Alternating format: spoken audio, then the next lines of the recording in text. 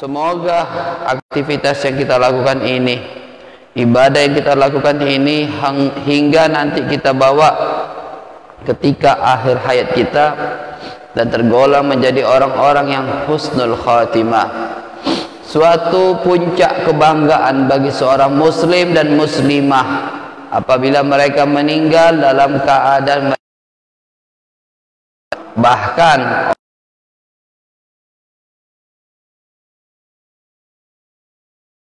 beragam kebajikan, mereka hanya menginginkan husnul khatimah. Ya Allah biha, ya Allah biha, ya Allah bi husnul khatimah.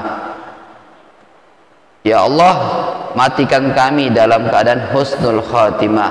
Ya'ishul ilaih, yamutul mar'u ala ma ilaih. Matinya seseorang bagaimana keadaan hidup mereka sehari-hari.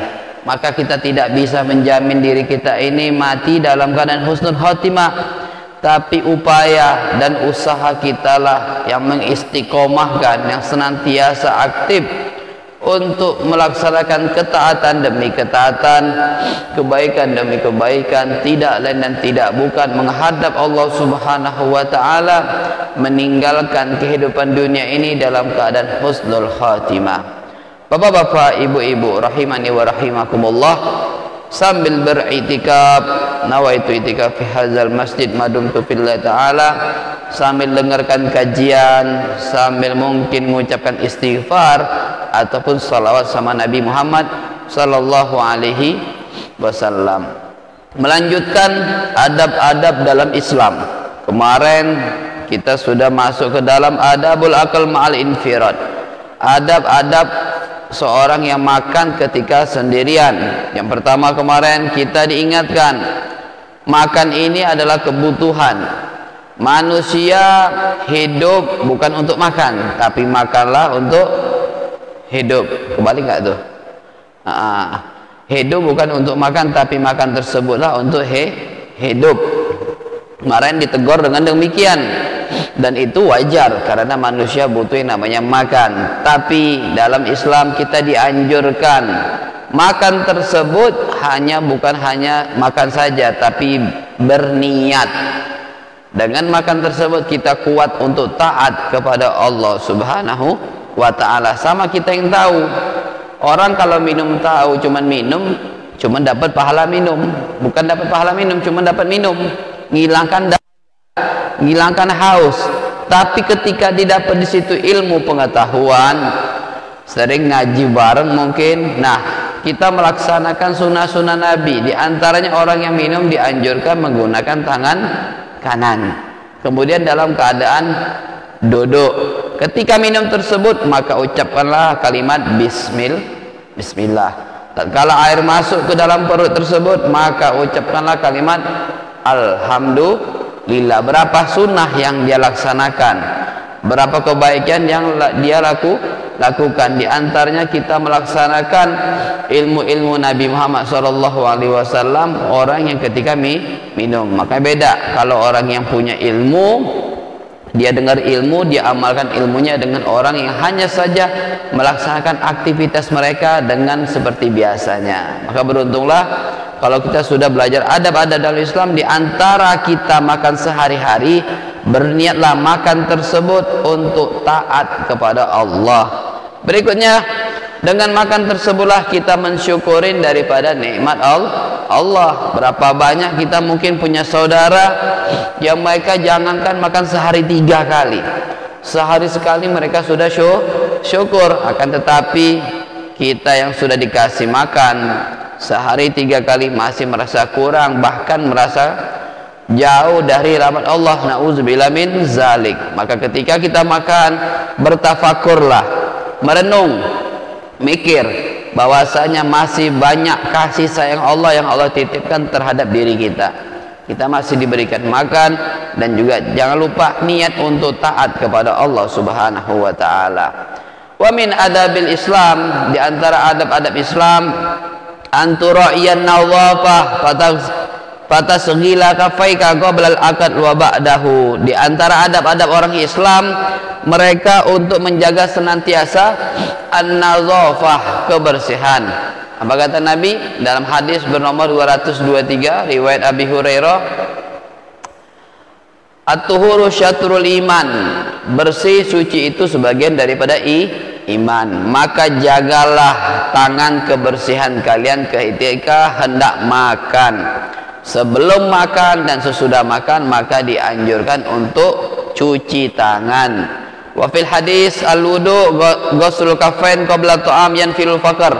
Dalam salah satu hadis Nabi, orang yang mencuci tangan sebelum makan itu seakan-akan menghilangkan kefakiran pada dirinya. Fakir di sini bukan hanya saja soal materi Bapak Ibu. Fakir juga bisa dikatakan sifat kita mungkin kurang kaya. Kita belum punya sifat al-qanaah, merasa cukup. Para ulama mengatakan waman aradal ghina fal qanaah yakfi. Barang siapa yang pengen kaya, ngerasa cukup, merasa kaya, maka sifat qanaah sudah cukup baginya. Ini merasa cukup. Dalam Islam namanya sifat tersebut adalah al-qanaah. Merasa cukup dengan pemberian Allah Subhanahu wa taala. Tidak mudah silau dengan kegemerlapan dunia yang Allah titipkan di dunia ini. Pengen update HP mungkin, pengen update kendaraan, pengen update mungkin apa saja yang ada kita lihat. Nih, sifat qanaah kanzun la yufnah, kekayaan yang tidak ada batasnya.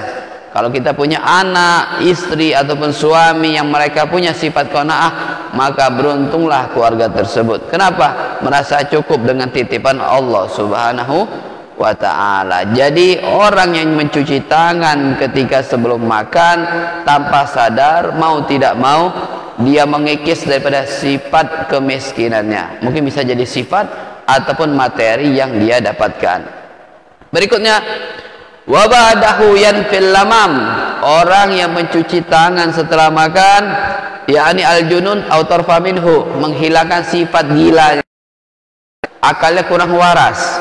Di antaranya kenapa saraf kita kadang kena, mungkin kita makan lupa cuci tangan setelah makan. Nenek, di antara sifat-sifat bisa menghilangkan sifat gila atau saraf mulai kurang connect atau nge-lag bahasanya ya, memikir mulai lambat. Mungkin dia habis makan lupa cuci tangan. Ternyata mencuci tangan setelah makan menghilangkan sifat gila. Enggak mesti gila banget, bisa jadi karena dia sering otaknya lambat mikir dan lain sebagainya. Makanya para santri-santri yang pesantren, mereka dianjurkan, bahkan menjadi salah satu peraturan mereka, makan dan sebelum makan dan sesudah makan mereka wajib cuci tangan dengan bersih sedemikian rupa, walaupun yang dimakan cuman ala kadar, mau tahu tempe, tapi yang kualitas untuk cuci tangan mereka lah yang mereka diperhatikan para peraturan pesantren mereka. Wa fil hadis liyakula ahadukum biyaminih. Ini sebenarnya biasa saja, tapi inilah menjadi motivasi kita. Makan gunakanlah tangan kanan. Tapi beberapa saat kadang kita dapatkan fenomena alam kita juga di antara umat Nabi Muhammad, hamba-hamba Allah, mereka masih makan menggunakan tangan kiri. Wal yashrab biyaminih, makan minum menggunakan tangan kanan. Wal yakhuz biyamini wal yu'ti. Maka kata para ulama, makanlah pakai tangan kanan, minum pakai tangan kanan, mengambil sesuatu menggunakan tangan kanan, memberikan sesuatu menggunakan tangan kanan, karena dengan tangan kanan simbol kebaikan di situ berada. Fa inna syaitan ya'kulu bishimal wa yashrabu bishimalihi. Sesungguhnya setan kalau makan dengan tangan kiri, minum dengan tangan kiri. Nah, pemahamannya apa? Seseorang yang ketika makan menggunakan tangan kiri, minum dengan tangan kiri, seakan-akan mengikuti daripada adab-adab setan.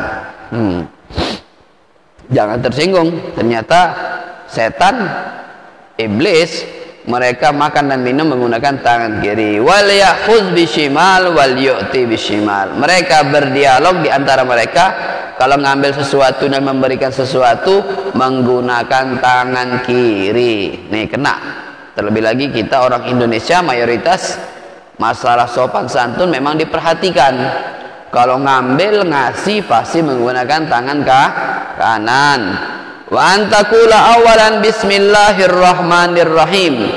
Dan sehendaknya lah menggunakan kalimat bismillahirrahmanirrahim ketika hendak makan. Nah, ketika sudah makan, dikisahkan dalam salah satu hadis Nabi Muhammad sallallahu alaihi wasallam ketika lagi makan berjamaah, Nabi dengan para sahabatnya lagi makan. Saking enak lagi makan, tanpa sadar di antara sahabat Nabi yang lupa mengucapkan kalimat bismillahirrahmanirrahim. Makan entah apapun itu lauknya, lupa menggunakan kalimat bismillah. Makan ketika luar biasa tenggelam dalam suasana nikmatnya makan tersebut, itu sahabat ketika pertengahan makan baru ingat kalimat bismillahirrahmanirrahim. Itu sahabat langsung spontan mengucapkan bismillahi awwaluhu wa akhiruhu, dengan mengucap dengan nama Allah di awal dan di akhir. Gitu Pak. Jadi kalau kalau kita lupa bismillahirrahmanirrahim lagi makan, ucapkan kalimat bismillah awwaluhu wa akhiruhu, dengan nama Allah di awal dan di akhir. Ini Nabi ketika tuh sahabat ingat dia lupa baca bismillah, senyum. Lagi makan senyum semeringah luar biasa, membuat semua sahabat heran. Kok Rasulullah lagi makan tersenyum-senyum nih, ngapa? Apa hal yang terjadi? Ditanya sama Rasul sallallahu alaihi wasallam, gimana aku nggak ketawa? Gimana aku nggak bahagia? Itu aku perhatikan ada salah satu sahabat kita sedang makan, ketika makan dia lupa mengucapkan kalimat bismillah. Di situ iblis nemenin, setan nemenin di awal orang yang makan lupa mengucapkan kalimat bismillah. Nah, ketika hendak akhir pertengahan makannya dia baru ingat, dia mengucapkan kalimat bismillahi awwaluhu wa akhiru. Spontan langsung itu yang dimakannya dimuntahin sama iblis. Hal yang demikianlah membuat menjadi hal yang lucu di hadapan Nabi Muhammad sallallahu alaihi wasallam. Intinya apa? Orang yang mengucapkan kalimat-kalimat takzim syiar Islam maka terjaga daripada gangguan iblis, gangguan setan. Makanya dalam salah satu kisah, hukiyaina syaitan yaminan wa mahzulan, ada di antara dalam salah satu hadis Nabi dalam kitab Syarah Ratib, ada setan yang kurus dan setan yang gemuk berhadapan dan ketemuan, reunian. Istilah kita reunian ya, sama kayak kita kalau ngumpul ngopi bareng, ketemuan sesama manusia. Mereka juga bangsa-bangsa jin sebagaimana bangsa manusia, ketemu juga reunian, ngumpul cerita bareng bagaimana pengalaman yang mereka dapetin. Ini yang satu gemuk, yang satu kurus. Yang gemuk takjub melihat pemandangan yang di depan matanya, mendapatkan jin dalam keadaan kurus kering. Yang kurus kering pun heran juga melihat ini jin yang dalam keadaan subur makmur, badannya gemuk. Bertanya dengan kawannya dengan dalam keadaan antusias, pengen tahu kenapa hal yang mereka dapatkan masing-masing. Yang satu kurus, yang satu gemuk. Akhirnya apa yang kata yang gemuk? Gimana aku nggak gemuk? Tuan rumah yang aku tinggalkan, mereka jauh dari Allah, mereka jarang sholat, mereka jauh daripada Al-Quranul Karim. Ketika makan mereka jarang-jarang ingat nama Allah. Minum mereka saja mereka lalai, bahkan mereka minum dalam keadaan sebagaimana kita setan ketika minum, keadaan berdiri menggunakan tangan kiri. Disitulah kenapa aku menjadi orang yang setan yang sehat, subur makmur. Kenapa? Rumah yang disinggahi orang jin tersebut, setan tersebut adalah rumah-rumah yang jauh daripada mengingat Allah Subhanahu wa ta'ala. Kebalikannya, yang mahzul tadi Yang kurus mengatakan, gimana aku nggak mau kurus, wahai setan yang gemuk. Ketika aku mau makan, dia ingat Allah, ngucapin Bismillahirrahmanirrahim.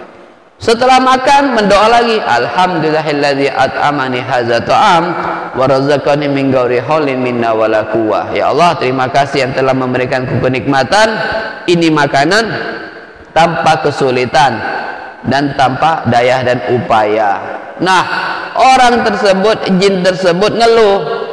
Tuan rumah yang sering dia singgahin adalah orang-orang yang senantiasa jaga sholat, sering ngaji, ingat sama Allah. Bukan hanya saja tuan rumah, bukan hanya saja seorang imam rumah tangga, akan tetapi anak istri pun diajari dan dididik ketika hendak melakukan sesuatu, maka ingatlah nama Allah. Maka bangsa-bangsa jin tersebut, setan-setan tersebut dalam keadaan kurus karena tidak mendapatkan makanan yang cukup, disebabkan orang-orang di rumah tersebut orang-orang yang ingat dengan Allah Subhanahu wa ta'ala. Berikutnya, masyarakat muslimin rahimani wa rahimakumullah, dikisahkan di zaman Nabi Muhammad sallallahu alaihi wasallam itu Nabi pernah dihadiahkan dari Raja Muqawqis hadiah yang sangat luar biasa. Di antara yang membuat raja tersebut dalam Islam, kenapa mereka orang-orang Islam jarang sakit,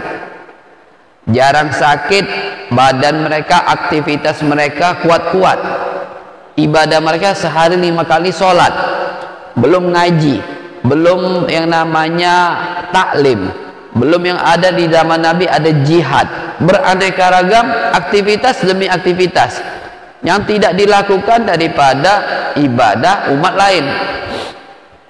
Ini Raja Muqawqis memberikan beraneka ragam hadiah dan bertanya, apa resep dari kesehatan kalian orang Islam? Apa kata? Di antaranya, nahnu qaum la nahtaju ilaih li'annana qaumun la na'kul hatta la naju wa idza akalna la nashba. Kami suatu kaum yang tidak bakal makan kecuali dalam keadaan mau lapar dan tidak berhenti sebelum kenyang. Terbalik enggak?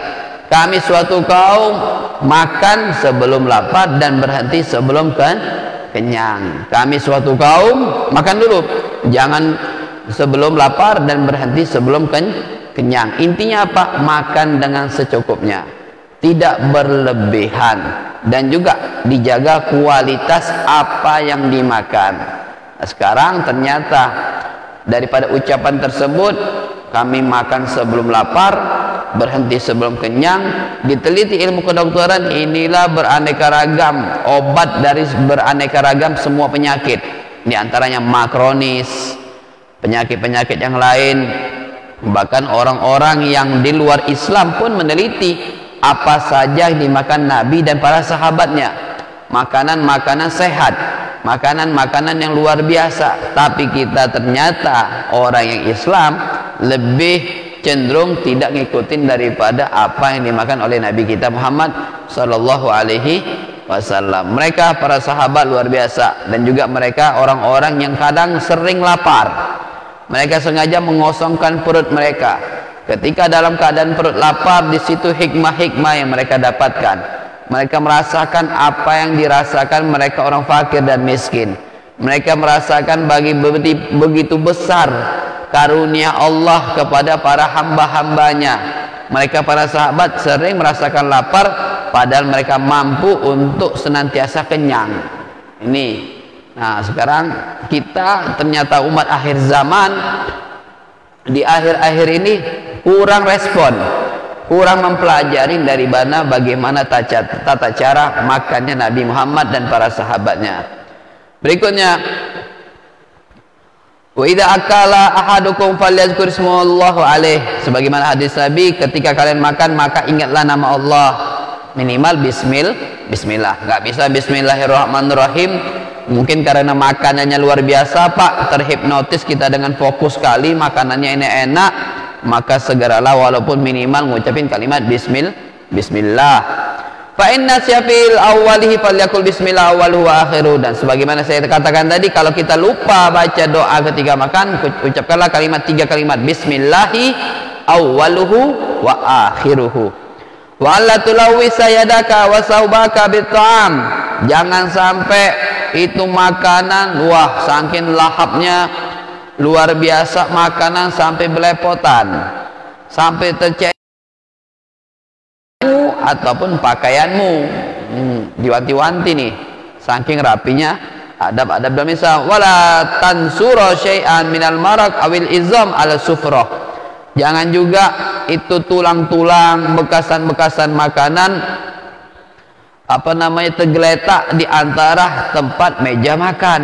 Tapi bagaimana cara kita ambil mindil ini tisu kah atau sapu tangan supaya makannya rapi. Dakwah yang kita sebarkan bukan hanya saja bagi orang yang pinter, paham bener ilmu agama, mesti pandai hadis, mesti pandai kitab gondol, mesti hafiz Quran. Enggak, dakwah diantaranya yang bisa kita sebarkan bagaimana tata cara kita ketika makan. Ini nih, makan kita sudah benar, minimal dakwah untuk diri sendiri. Ya habbaza, beruntunglah kalau bisa dakwah orang-orang, anak-anak muda yang sudah nikah, dakwah untuk istri, dakwah untuk anak, dan bahkan kalau bisa kita dakwah untuk masyarakat umum. Di antaranya mulailah dari hal-hal yang biasa kita lakukan. Dakwanya bagaimana tata cara makan. Kalau sudah luar biasa kita lakukan sunnah-sunnah Nabi, adab-adab dalam Islam, insya Allah orang sekitar kita, kenal tidak kenal, mau tidak mau, mendapatkan ilmu pengetahuan masalah makan saja. Oh gini ternyata makan yang benar, tata cara adab-adab Islam ketika lagi makan. Wala tuksira minasyurbi asna'il akal. Nah ternyata diwanti-wanti jangan banyak minum ketika lagi makan. Nih, makan minum, baru satu suap langsung minum. Lianna zalika yamna'u min hadmi ta'am. Sesungguhnya ketika banyak makan sambil minum, makan minum lagi, ini mencegah pencernaan makanan. Agak susah, agak ribet. Jadi fokus saja dulu, makan habisin, barulah dibantu dengan air minum. Di antara para ulama juga ada yang mewanti-wanti kalau bisa minumnya dijarakin. Kalau bisa setengah jam, tapi kita berat, apalagi di awal-awal makan, ya kita pasti biasanya langsung minum. Nah, nggak masalah. Tapi bahkan mereka diantaranya Ibn Rajab makan mau minumnya nunggu dulu setengah jam, tunggu ada jarak baru minum. Ternyata orang yang biasa demikian jauh dari penyakit gula, makan berjarak untuk minum. Wa an la tanfuhu fit ta'ami wasyarab. Dan di antara adab Islam, janganlah kalian tiup makanan dan minuman. Nah, udah diemin aja dulu, ya kan, tunggu 5 menit 3 menit nyampe sambil cari kegiatan. Jangan suka meniup makanan. Wa fil hadis an-nafhu fi ta'am yazhabul bil barakah.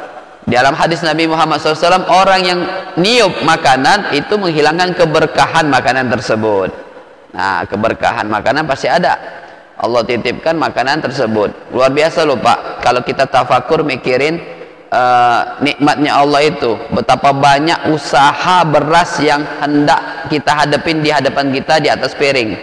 Dari petani, perjuangan petani ketika dia menanam, menyemai padi, lain pupuknya, lain masah, bagaimana mereka perjuangan mereka memanen padi tersebut. Kemudian para pedagang sampai ke hadapan istri kita di dapur, istri kita masak, itu keberkahan demi keberkahan.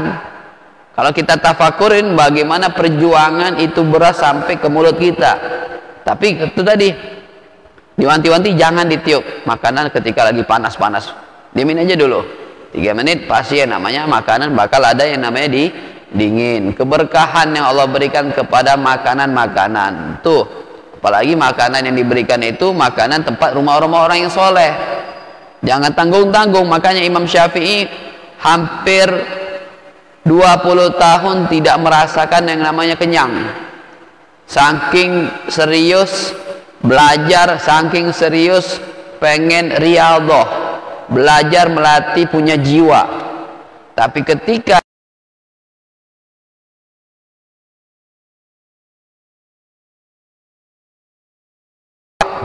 lahap, apa saja yang ditawarkan Imam Maliki dimakan habis-habisan.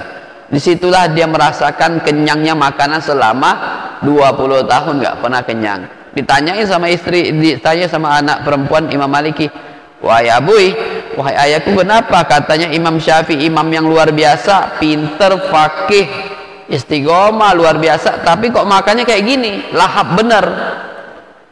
Makanya lahap, bukan seakan-akan seorang imam mazhab. Apa kata Imam Syafi'i? Makanan orang-orang soleh adalah obat. Ta'amu sakha dawa.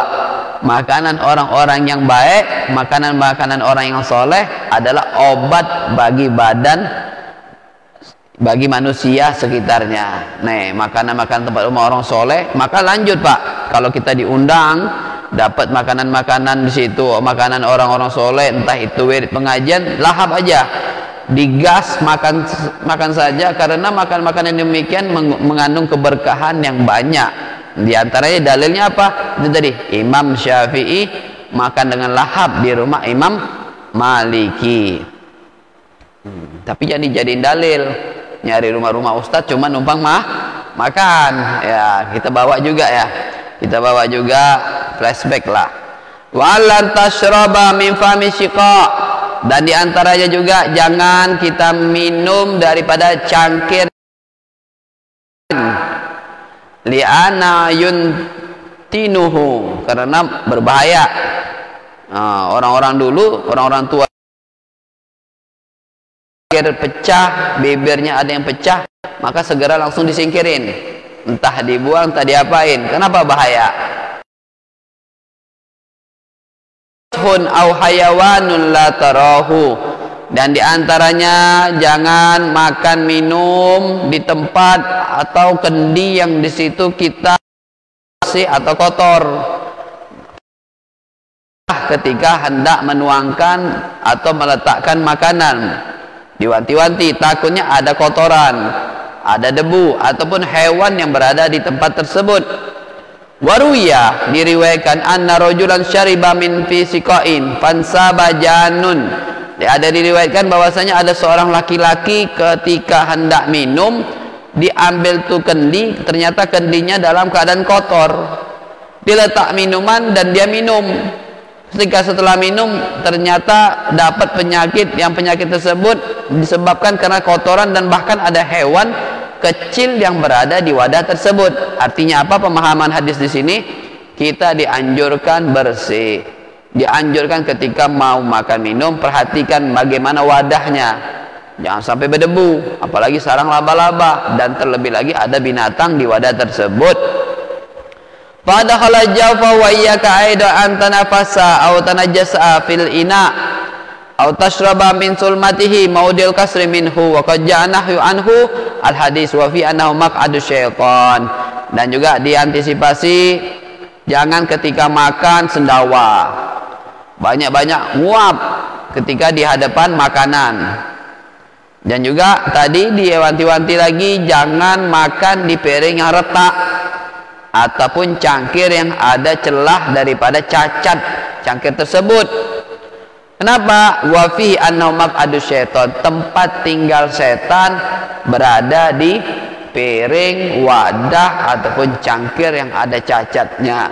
Dari sini, ma'asyar muslimin rahimani wa rahimakumullah, pribadi saya, yuk perhatikan bagaimana makan kita. Jangan hanya saja makan, tapi laksanakan daripada adab-adab dalam Islam. Nih, ma'asyar muslimin rahimani wa rahimakumullah, kita majelis ilmu, yang namanya majelis pasti banyak. Teringat ada seorang murid yang belajar dengan seorang guru, tanpa sadar dia ikut majelis ilmu sampai 20 tahun. Ya wajar seorang guru pengen nanya bagaimana saja apa yang dia dapat selama perjalanan 20 tahun. Ini cerita nggak serius sih, tapi ini hikmahnya luar biasa.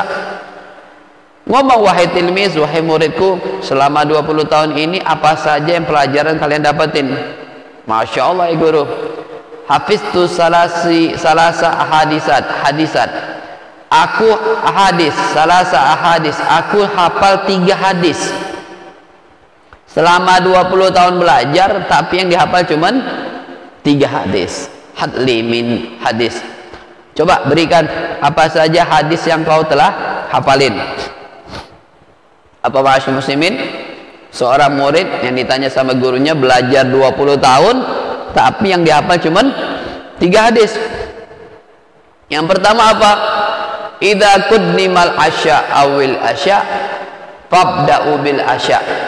Aku dengar hadis dari Nabi Muhammad SAW, tatkala kalian dihadapkan dalam kedua keadaan. Yang pertama azan isya, yang kedua kalian dalam keadaan bertamu, makanan malam. Nih Pak, kalau asya makan malam, kalau isya waktu sholat. Kata Nabi apa? Ketika kalian dihadapkan dalam kedua keadaan, sholat isya atau makan malam, keadaan kita lagi bertamu, fabda'u bil asya, maka segeralah untuk makan malam. Ini apa? Kita menghormatkan karena keadaan kita dalam keadaan bertamu. Oke, kata gurunya. 20 tahun yang dihafal cuma 3 hadis. Hadis yang pertama apa?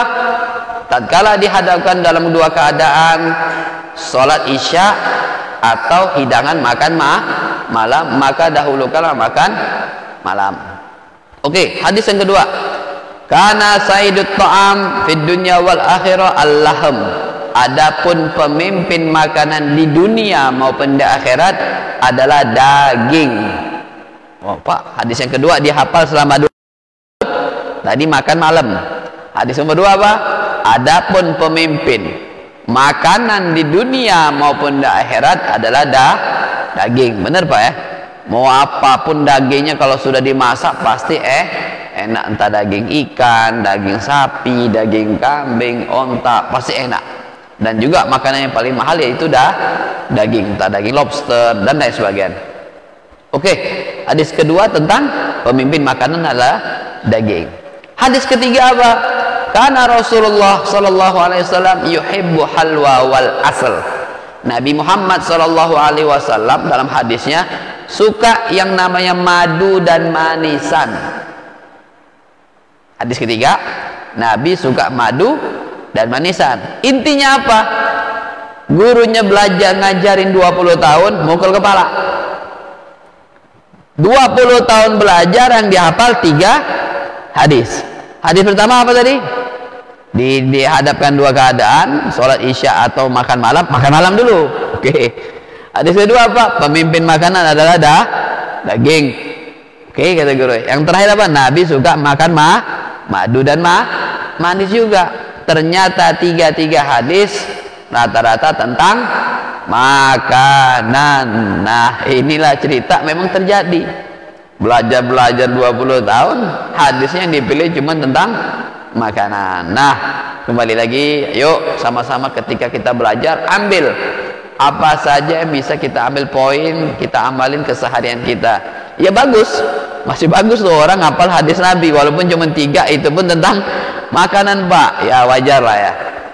Nah, itulah umat-umat yang dihadapin para ulama terdahulu, luar biasa. Pokoknya kalau kita bahas tentang daging pun apa kata para pedagang Irak, nikmat dunia salasa.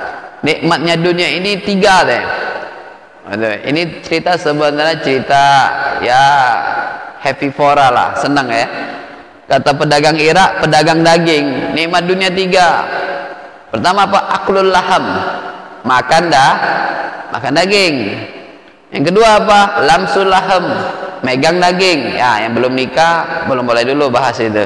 Yang terakhir apa? Memasukkan daging ke daging. Nah, ini pedagang Irak nyebutin daripada bagaimana cara mereka jual daging. Nikmat dunia 3, diantaranya tentang daging. Yang paham aja nih. Tapi terekam juga nih ya. Masyaallah muslimin rahimani wa rahimakumullah. Demikianlah beraneka ragam adab-adab dalam Islam. Maka yuk kita ambil intisari daripada pembacaan kitab ini, apa yang bisa kita ambil, apa yang bisa kita ambil dan apa yang bisa kita terapkan dalam makan dan minum kita sehari-hari. Wa ma bikum min ni'matin faminallah, daripada surah An-Nahl 53, apapun yang kalian hadapkan, makanan, minuman, faminallah, semuanya bersumber dari Allah. Tatkala kita kehilangan sesuatu tersebut, barulah kita merasa ternyata makanan, minuman yang biasa kita santap, kita makan terasa begitu mahal.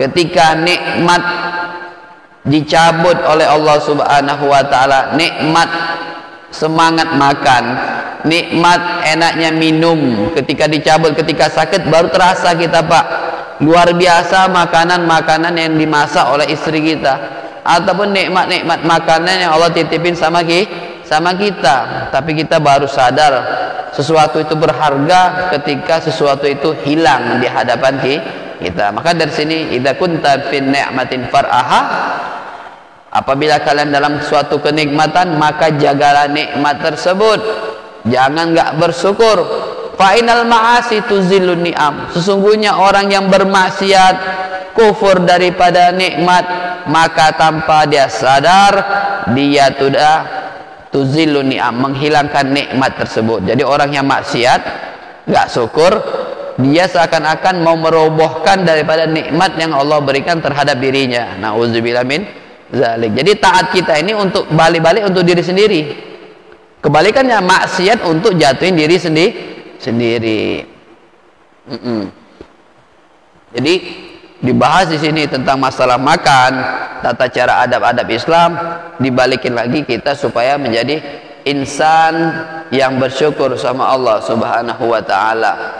Ma'an amallahu ala abdi nikmatan faqala alhamdulillah illa wa qad anna adda syukraha. Bahkan dalam hadis Nabi, barang siapa yang ketika dapat nikmat mengucapkan alhamdulillah, ini seakan-akan orang yang telah melaksanakan statusnya bersyukur sama Allah. Jadi Pak, apapun, baru isi bensin misalnya alhamdulillah, apapun yang Bapak ucapin dapat nikmat dikit-dikit alhamdulillah.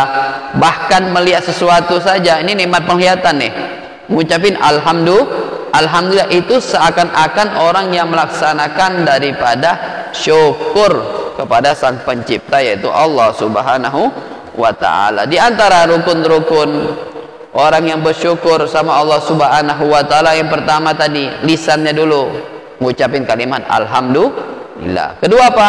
Qalbu, hatinya juga berbarengan ketika ngucapin alhamdulillah, mulut dan lisan juga di situ mengucapin kalimat alhamdulillah. Adapun rukun yang ketiga, ketika kita ngucapin alhamdulillah, maka jangan maksiat, jangan mengkufurkan daripada nikmat Allah, jangan nistakan daripada pemberian Allah. Di antaranya orang yang kufur, mereka lah orang-orang yang enggan sujud, terlebih lagi tariku sholah, meninggalkan sholat. Nauzubillah min dzalik. Jadi orang-orang yang senantiasa jaga sholatnya termasuk orang-orang yang bersyukur daripada nikmat-nikmat Allah Subhanahu wa ta'ala. Mungkin ini saja dapat saya sampaikan, sekelumit sedikit dari banyak adab-adab dalam Islam yang bakal kita bahas di pertemuan yang akan datang, masih di seputar dalam adab makan.